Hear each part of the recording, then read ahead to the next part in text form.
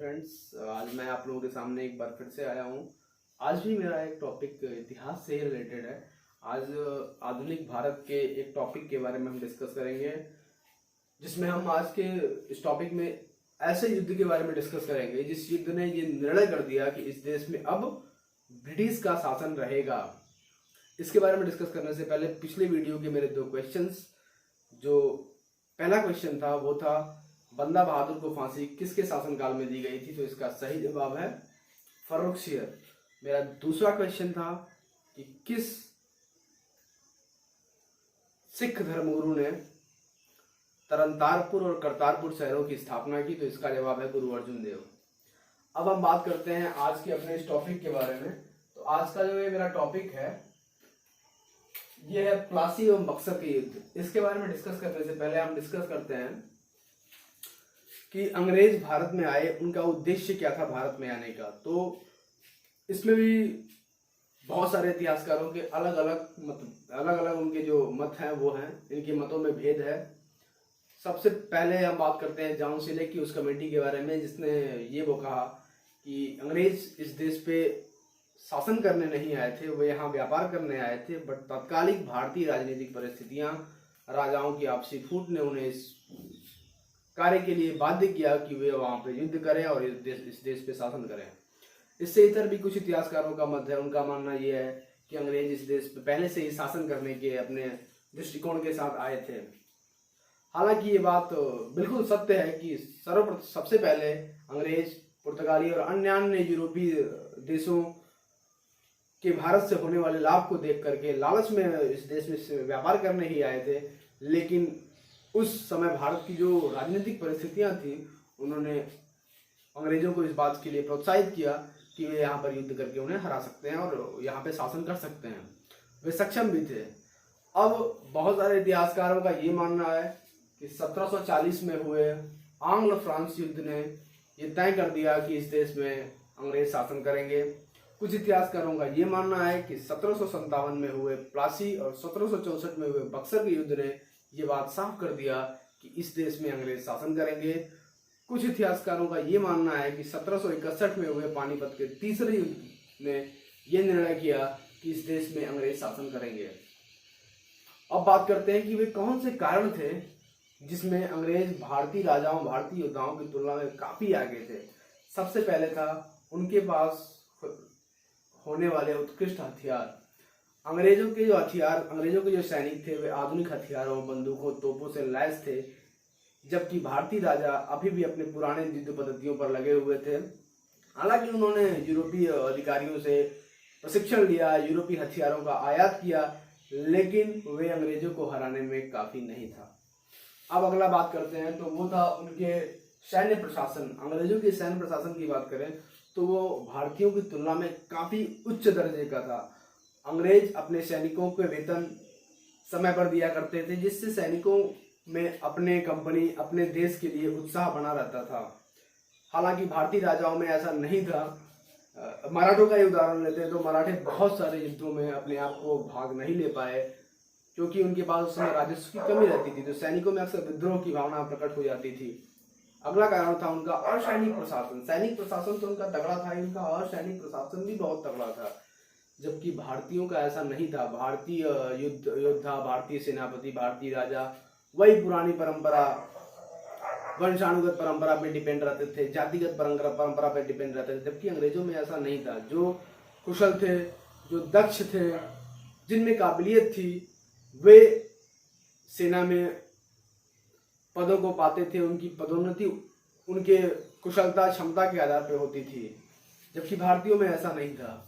अगला जो कारण था वो था अंग्रेजों का मेधावी नेतृत्व। अंग्रेजों में नेतृत्व में देखें हम तो Warren Hasting, Lord Dalhousie, Clive, ये कुछ ऐसे नेतृत्व करता रहे जिन्होंने कहीं ना कहीं अपने कूटनीतिक क्षमता, अपने युद्ध कौशल के दम पे भारतीय राजाओं को परास्त किया। हालांकि भारतीय राजाओं में भी बहुत सारे मराठा राजा, राजपूत राजा, बहुत सारे राजा हुए, जिसमें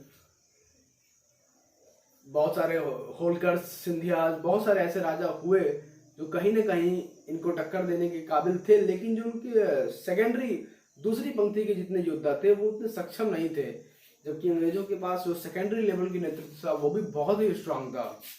अगला हम बात करेंगे तो वो था वित्तीय सुदृढ़ता। ये तो ऑब्वियस है कि अंग्रेजों की वित्तीय सुदृढ़ता भारतीय राजाओं की तुलना में कहीं ना कहीं बहुत ज्यादा थी।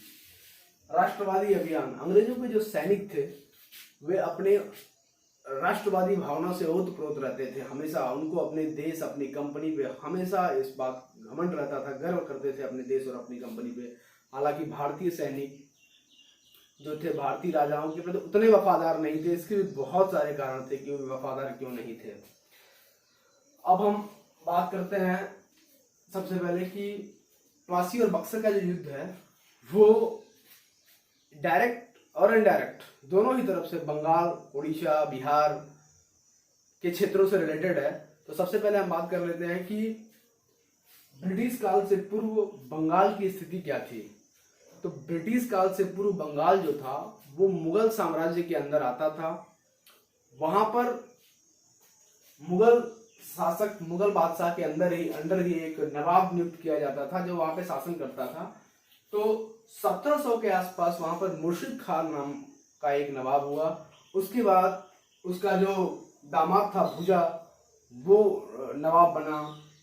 और इसी क्रम में अलीवर्दी खान नामक एक शासक ने उसके दामाद मुर्शिद खान के दामाद भुजा को उसके पद से हटा करके उसकी हत्या करके शासन की बागडोर अपने हाथ में ले ली। ये तीनों बहुत ही शंभर, बहुत ही उच्च कोटि के नेतृत्व करता थे। इनके समय में बंगाल की अभूतपूर्व वृद्धि हुई थी, अभूतपूर्व बंगाल में परिवर्तन हुए थे। कहा जाता है कि 1706 से लेकर के 1756 के आसपास, जिसमें इन तीनों का शासनकाल रहा था, उसमें बंगाल ने लगभग 6.5 करोड़ चांदी अर्जित किया था। इनके 1706 में बंगाल की जो पॉपुलेशन थी वो लगभग 15,000 थी, जबकि 1750 में बंगाल की पॉपुलेशन 1 लाख के आसपास हो गई थी। अब हम बात करते हैं अलीवर्दीन खान की जब मृत्यु हुई 1756 में, तो उसकी 3 बेटियां थीं जिसमें आपस में सत्ता को लेकर संघर्ष हुआ था। इन्हीं संघर्ष में उसकी छोटी बेटी का पुत्र सिराजुद्दौला ने सत्ता की बागडोर अपने हाथ में ली। सिराजुद्दौला प्रशासनिक रूप से निकम्मा शासक था।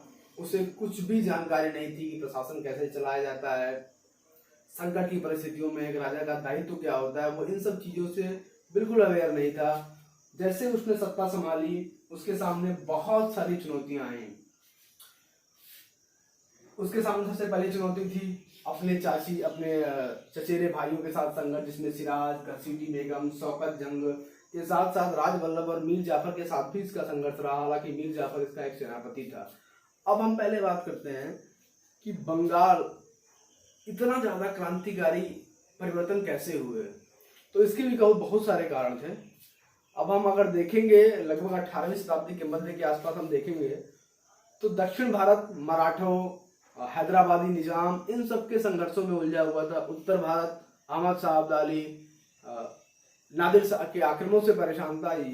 जबकि बंगाल, उड़ीसा, बिहार के क्षेत्रों में शांति बरकरार थी। इसी कारण अंग्रेजों ने बंगाल, बिहार, उड़ीसा के आसपास के इलाकों को सबसे पहले चुना व्यापार करने के लिए, जिससे वहां से वो सोडा, चीनी, कपड़े, चावल आदि के व्यापार किया करते थे।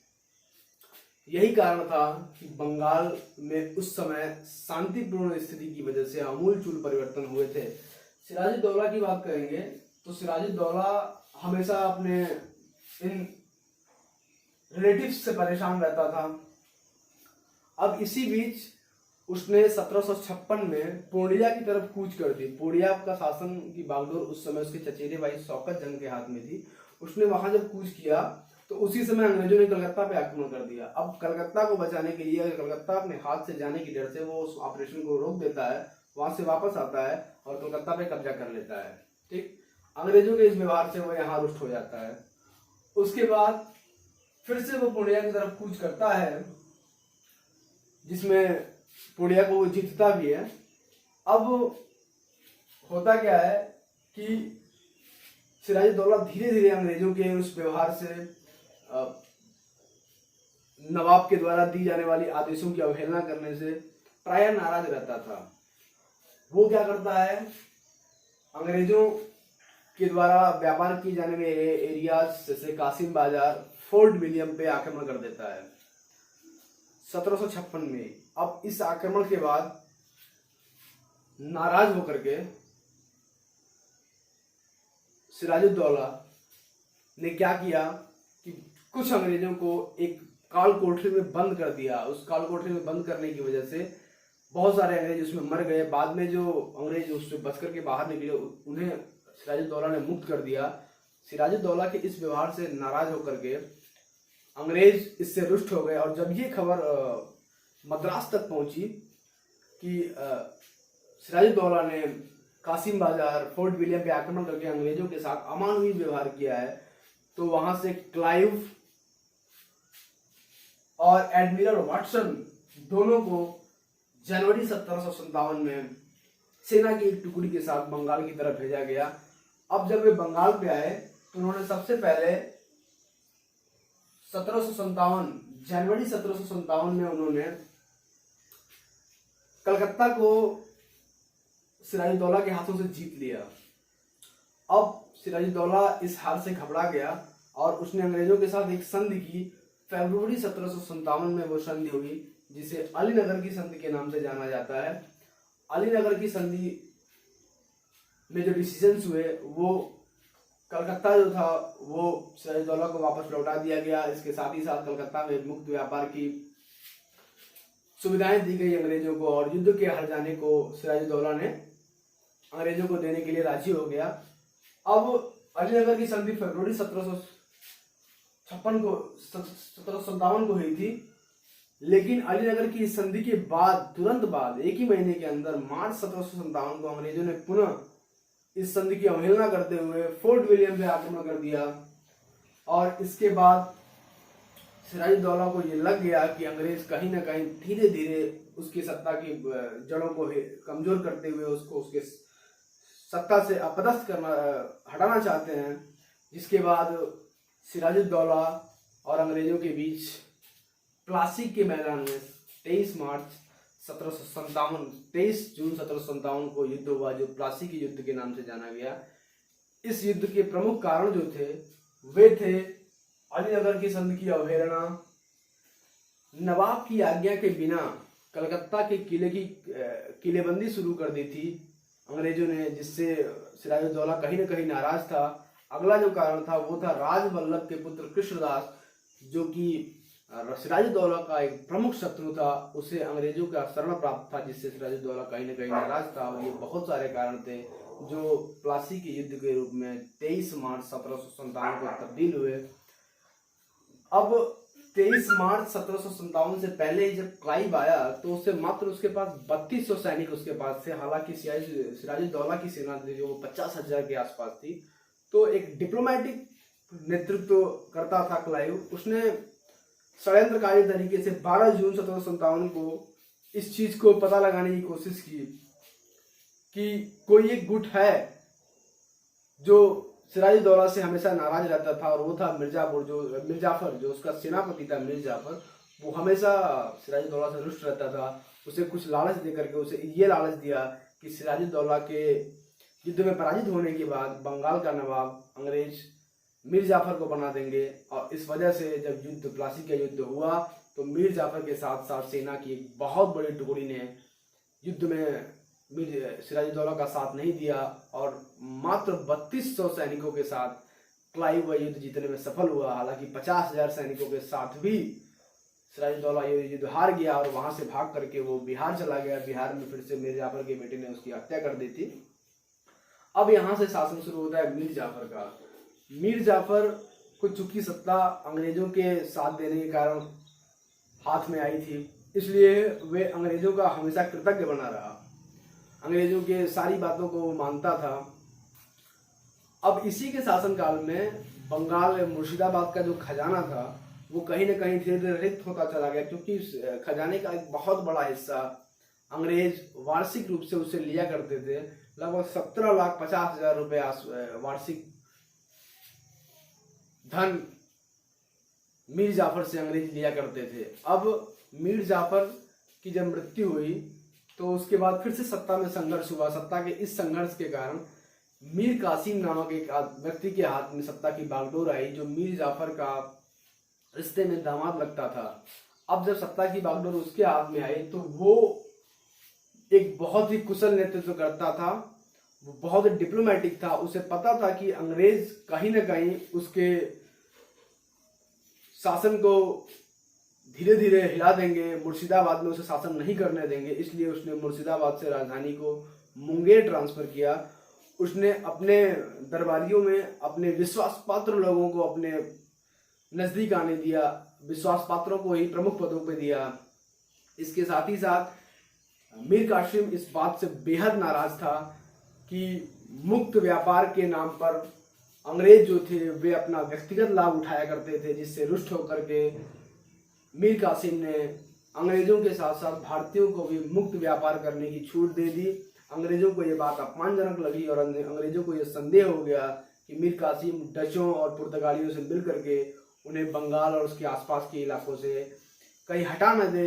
इसलिए अंग्रेजों ने मीर कासिम के ऊपर आक्रमण किया। इस युद्ध में मीर कासिम पराजित हुआ और वो उत्तर भारत की ओर भागा और वो जाकर के मिला अवध के नवाब शुजाउद्दौला और उस समय के तात्कालिक मुगल बादशाह शाह आलम द्वितीय के साथ मिला। और इन तीनों की संयुक्त शक्ति ने एक बार फिर से अंग्रेजों का मुकाबला किया। वो युद्ध था बक्सर का युद्ध। बक्सर का युद्ध 23 अक्टूबर 1764 ईस्वी को लड़ा गया था। इस युद्ध में अवध के नवाब शुजाउद्दौला, मुगल बादशाह शाह आलम द्वितीय और मीर कासिम ने अपनी संपूर्ण ताकत झोंक दी। लेकिन अंग्रेजों का दक्षिण भारत में हुए अंग्रेज फ्रांसीसी संघर्ष में जो अनुभव था वो काम आया और इनकी संपूर्ण शक्ति अंग्रेजों के सामने टिक न सकी और ये बात सुनिश्चित हो गया कि आने वाले समय में अंग्रेज ही इस देश पे शासन करेंगे। इस युद्ध में तीनों की सामूहिक शक्ति भी अंग्रेजों का सामना करने में कहीं न कहीं नाकाम रही थी। अब बक्सर के युद्ध के बाद एक संधि हुई, इलाहाबाद की संधि के नाम से जाना जाता, 1765 में हुई, जब क्लाइव 1765 में दोबारा बंगाल का नवाब बन करके आया, बंगाल का गवर्नर बन के आया। तो उसने क्या किया, जब बंगाल का गवर्नर क्लाइव को बनाया गया तो उसने इलाहाबाद की संधि की। इलाहाबाद की संधि उसने दो संधियां की, एक उसने अवध के नवाब शुजाउद्दौला के साथ की, दूसरी संधि उसने मुगल बादशाह शाह आलम द्वितीय के साथ की। अवध के नवाब के साथ जो उसने संधि की थी उसके अकॉर्डिंग अवध के नवाब को उसने 51,000 रुपए युद्ध हर्जाना के रूप में लिए और अवध और उसके आसपास के जो क्षेत्र थे उसे उसने अवध के नवाब को सौंप दिया। हालांकि वो क्षेत्र में कर वसूलने का अधिकार क्लाइव ने अपने पास रखा था। इसके साथ ही साथ उसने बलवंत सिंह नामक व्यक्ति को बनारस की जिम्मेदारी सौंप दी थी। अब शाह आलम द्वितीय के साथ जो संधि हुआ उस संधि के अकॉर्डिंग शाह आलम द्वितीय को अंग्रेजों का संरक्षण प्राप्त हुआ। शाह आलम द्वितीय को उसके मुगल बादशाह के पद से हटा दिया गया। शाह आलम द्वितीय ने बंगाल, बिहार, उड़ीसा के जो क्षेत्र थे उस पे अंग्रेजों को कर वसूलने, राजस्व वसूलने की छूट दे दी और 26 लाख एनुअली जो कर था वो अंग्रेजों को देने के लिए बाध्य हो गया। अब क्लाइव ने इलाहाबाद की संधि से बिहार, उड़ीसा, बंगाल और उत्तर प्रदेश के कुछ इलाकों में कहीं न कहीं अंग्रेजी शासन को पूरी तरह से फैला दिया था। अब जब 1765 में क्लाइव बंगाल का गवर्नर बना तो उसने बंगाल में एक दैत्य प्रणाली की शुरुआत की थी, जिसे बंगाल की दैत्य प्रशासन के रूप में जाना जाता है। इस प्रशासन में उसने दो चीजें की, एक था दीवानी राजस्व वसूलने का काम, दूसरा था निजामत पुलिस एवं न्याय प्रशासन। अब उसने बंगाल के जो नवाब था उसको बंगाल के नवाब का पद रहने दिया, ठीक, और उसने बंगाल के नवाब को निजामत की जिम्मेदारी दी कि मतलब पुलिस की सैनिक को तैयार करना, ये सब काम, न्याय देना, ये सब काम नवाब के अंडर में था। लेकिन दीवानी वसूलना, राजस्व वसूलना अंग्रेजों के अंडर में था और कहीं न कहीं इस दीवानी और राजस्व की आड़ में वो आंशिक रूप से न्याय भी देना शुरू कर दिए थे। इसी क्रम में अंग्रेजों ने दीवानी वसूलने के लिए नायब सूबेदार का पद जो है वो नियुक्त किया और बंगाल का पहला वो अंतिम नायब सूबेदार जो था वो मोहम्मद रजा खान नाम का एक व्यक्ति हुआ, जो बंगाल का पहला और अंतिम नायब सूबेदार हुआ, जो अंग्रेजों के द्वारा नियुक्त किया गया और अंग्रेजों के लिए दीवानी वसूलने का काम करता था। अब इस दैन्य प्रशासन प्रणाली के बहुत सारे दोष थे। सबसे पहले हम बात करते हैं कि इस दैन्य प्रणाली के अंतर्गत जो राजा के हाथ में था वो था प्रशासनिक जिम्मेदारी। वित्तीय हालत राजा की बिल्कुल खराब थी, तो प्रशासनिक जिम्मेदारी को वो संभाल नहीं पा रहा था। और कंपनी के हाथ में था राजस्व वसूलना, कर वसूलना, तो उनको प्रशासन से कोई लेना देना नहीं था। जैसे भी हो सके वो कर वसूलने के चक्कर में रहते थे, जिसके कारण किसानों में रोष हुआ, बेरोजगारी बढ़ी, लोगों का शासन प्रशासन के प्रति विश्वास कम हुआ। ये सब इस बंगाल में आई दैन्य शासन प्रणाली के दोष थे। अब इस दैन्य प्रशासन प्रणाली की समाप्ति कैसे हुई? तो इस दैन्य प्रशासन प्रणाली की समाप्ति वारेन हेस्टिंग ने किया 1773 में आई रेगुलेटिंग एक्ट के तहत। इस रेगुलेटिंग एक्ट के तहत बंगाल का जो गवर्नर था वो गवर्नर जनरल कहलाने लगा और इसके साथ देने के लिए मद्रास और बॉम्बे के गवर्नर जनरल इसके अंडर में हुए। बंगाल में एक उच्चतम न्यायालय की स्थापना हुई, जिसमें एक मुख्य न्यायाधीश के साथ साथ 3 अन्य न्यायाधीश भी हुआ करते थे। अब इस रेगुलेटिंग एक्ट के बाद वारेन हेस्टिंग बंगाल का पहला गवर्नर जनरल बना। इसी के साथ साथ इस वीडियो में हम जो बात किया हमने कि प्लासी और बक्सर का युद्ध किस तरह से अंग्रेजों का भारत में शासन के लिए निर्णायक साबित हुआ। अब हम बात करते हैं अपने आज की वीडियो के जो क्वेश्चन है। वो क्वेश्चन मेरा पहला ये है कि किस अंग्रेजी महारानी ने अंग्रेजों को अर्थात अंग्रेजी कंपनी ईस्ट इंडिया कंपनी को भारत में व्यापार करने की छूट दी। दूसरा क्वेश्चन है कि किस आइलैंड को अंग्रेजी राजा चार्ल्स द्वितीय को दहेज के रूप में दिया गया था। Thank you.